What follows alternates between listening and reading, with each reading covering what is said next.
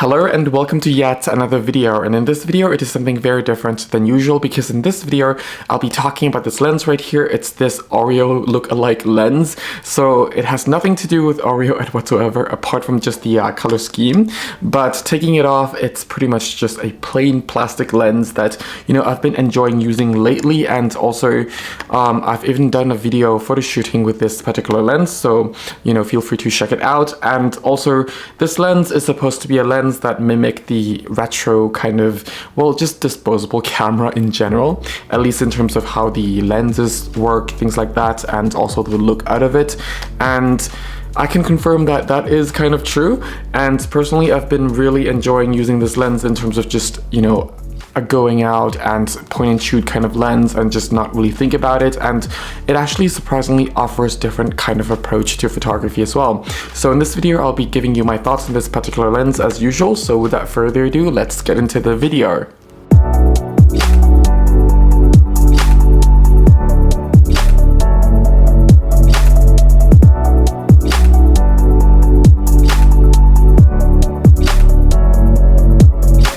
So the Oreo lens, well, I personally will just be referring to this lens as an Oreo lens from now on, simply because it is like resembling a bit of the Oreo pattern up here, and also the color scheme wise it's kind of an Oreo style, but they have nothing to do with Oreo whatsoever. But I think it's also part of the hype, and that's why it's been very, very popular lately on social media platforms, whether it's from different photographers or just from pretty much different online marketplaces just trying to overly market this lens for photographers and for people who just are getting into photography in general, because it is a fun lens to use. Well, they advertise it that way, and to me I also find it a very fun lens to use as well.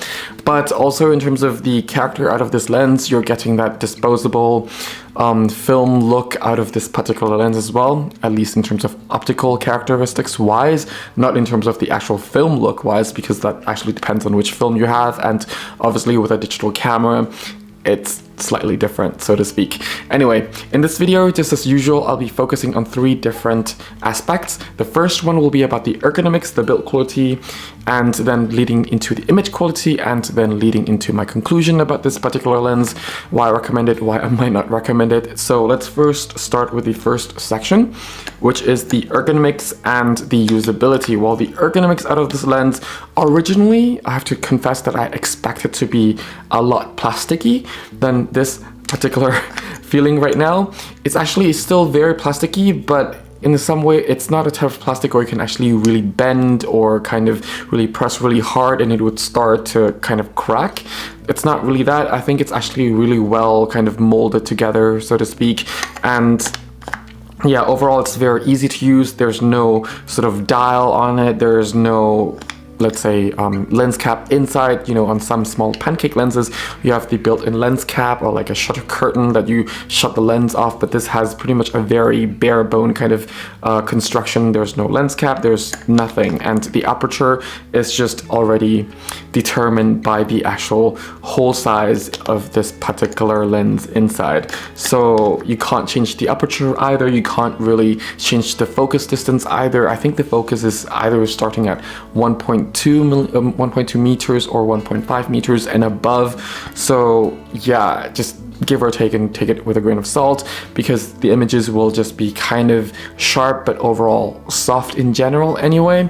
Though I'll be talking about that later on in the image quality section.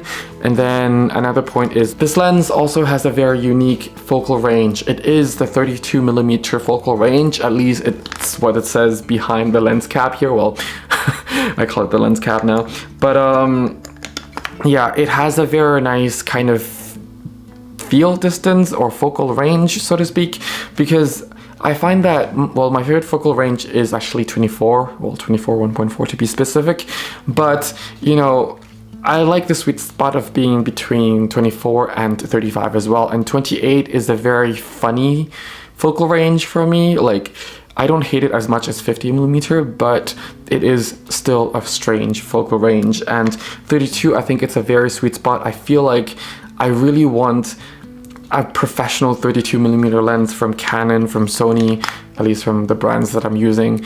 So yeah, I would have those onto the camera and shoot all day with it, because focal range wise, I really enjoy this particular focal range, and I would be able to just shoot with that focal range all day, just like I would with a 24. Because with 24, I feel like it's also a very standard lens. It's not wide, it's not tight, it's very, very on point, in my opinion. But also, I think that's also about, you know, how you train yourself when you first started photography. Many people train themselves with a 50mm, and they also got the sweet spot with a 50mm. I trained myself with a 24 1.4 when I first got into photography. So for me, 24 is my standard focal range. It's something that's not wide and it's not tight, and I use it the equivalent of how many people use 50mm. So there is that. There's actually no lens lock on here, so even when you mount on here, there's no hole for the actual lock from the flange of the camera locking the lens, so you can always unmount it. But even then, it's not really as easily unmountable as I originally thought when I first unboxed it.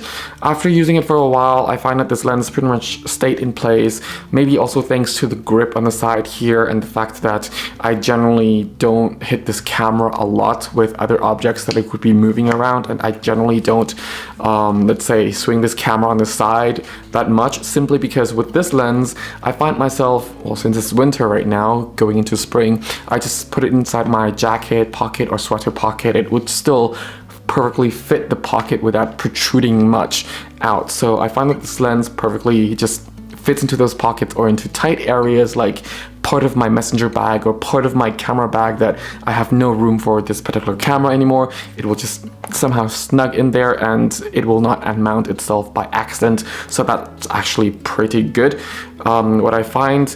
And yeah, overall build quality, if you're expecting something, don't expect. It's just a very bare bone build, and also plasticky, but kind of decently tough enough plastic to just handle day-to-day kind of work situation, or however you want to play with it, whether taking pictures of food or just going for a street shoot, things like that. It should be able to handle most of those situations. So yeah, there is that for the build quality and the usability. Actually, not much into the usability, but now into the image quality. The image quality out of this lens, well, as to be expected, the contrast is very low, and pretty much all of the flaws you could expect out of a lens like this. I think the element itself is actually plastic, but I'm not quite sure. Don't quote me on that, because I haven't read the full material used in these kind of lenses. In fact, you saw the unboxing video, there weren't any instruction manuals with it. Not that you really need one, but I think I would want to know what exactly the material they have in here for the elements wise. I don't think there's any coating, if any, on this particular lens. So as mentioned earlier, expect all of the flaws you can expect from a lens element wise with this lens. So the image quality, there's a lot of flaring, there's a lot of ghosting, there is very low contrast, there is just a lot of flaws. The distortion is also somewhat there, and the vignetting is also there as well, quite present. That being said, you are buying this lens for those looks anyway, because a lot of the disposable cameras also have that kind of characteristics into the lens as well. So when you shoot with this camera, you know, you point at the sun, you're expecting a lot of lens flare. Yes, you do. You're not trying to mimic a look of, let's say, a very expensive lens that would, you know, get rid of all the unwanted lens flare and leave some natural looking elegant lens flare in there. You're not looking to get rid of the super low contrast, but you just want really high contrast in all scenarios. With those lenses, you're not going to be getting that here, and that is something of personally what I find very relieving from this lens, because you can just take it out, get some fresh perspective out of this particular lens, simply because you're getting all of those flaws in this lens, and it just allows you to see the image from a different perspective, as cliche and douchey that might sound, but it is actually very, very refreshing. So, you know, nowadays, yes, I do still go out with my R5, the R6, the A7C with my favorite 21.8 lens. That is my all-around lens, and that's why it's on that camera right now. But in the same time, I also carry this camera with this setup, the A7 IV with the Oreo lens, simply because it does give me that fresh perspective. It really does. And also it does see light very differently than all the other proper lenses. I don't want to differentiate between this lens and proper lens, because this lens in many ways does what it's supposed to do. So there is that.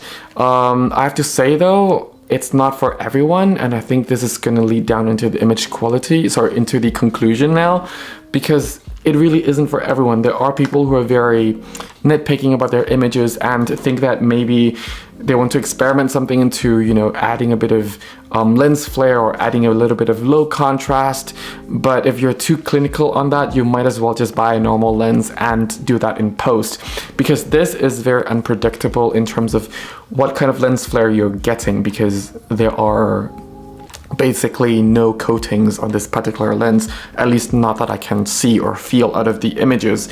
So you're going to be getting all over inconsistent images. Some image might look a bit more heavy on the vignetting than others, and also depending on which copy of the lens you have, I have a feeling that the quality control isn't really there either. So just like Holga cameras, you will be getting ever so slightly different images with different copies of the lens itself. So overall, it's a very fun lens to use, and if you just want a toy lens, a lens cap, a lens to experiment with, a very refreshing perspective lens to experiment with as well, then I highly recommend this lens.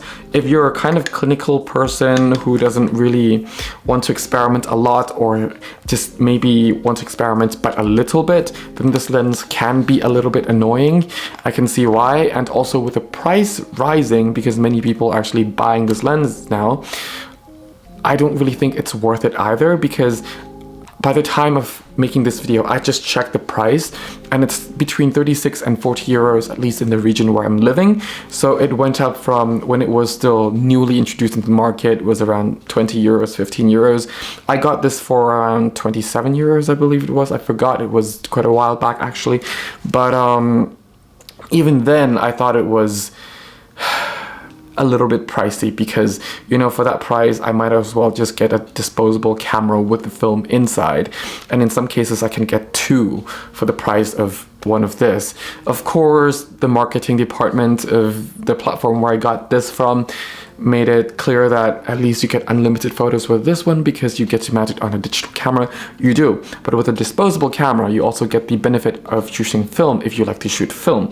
And with this one, yeah, I kind of like shooting this and having somewhat that, in quote, a limited amount of photos I can take with this one. But, you know, there will be a point where I will also be putting this lens away in the bag as well. So yeah, there is that. I hope this video helps somewhat. It is somewhat of a short video for a product video that I usually make, but I've been really wanting to make this video because I think a lot of people are also looking into it. In fact, while, you know, like shooting Instagram stories with this lens, I keep on getting messages from people about, well, asking about this lens, what I think about it, if I recommend it, things like that.